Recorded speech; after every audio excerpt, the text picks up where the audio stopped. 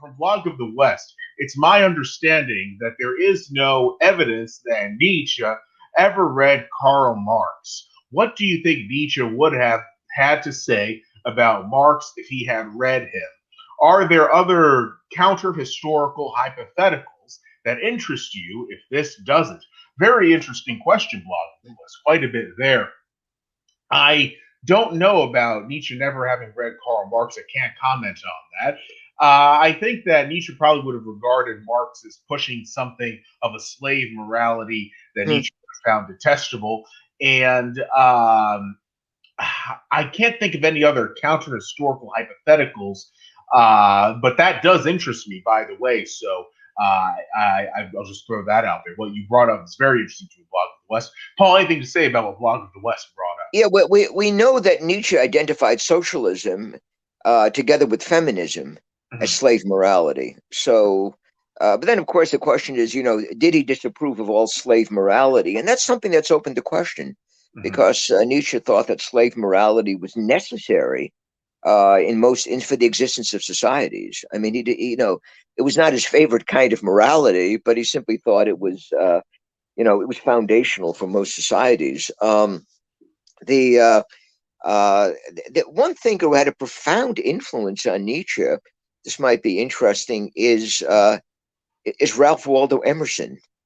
Mm-hmm. Uh, Mm-hmm. you would think he'd like someone like Thomas Carlyle, who was a friend of Emerson, but he thought that Carlyle was a windbag, which he was. I would have to agree. Er ist einfach ein Windbeutel. Uh, he's like, just a windbag. Um, uh, but the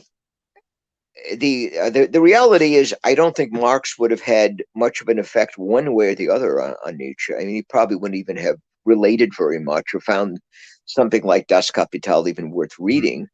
Um, uh, there's an interesting story about the influence of Marx's writings. There was a censorship under the czars in Russia, Mm-hmm. and this goes back to the middle of the 19th century, and they had, I think it was Das Kapital or some, which they were looking at, the first volume of it, and they thought it was such a boring book they decided they weren't going to censor it.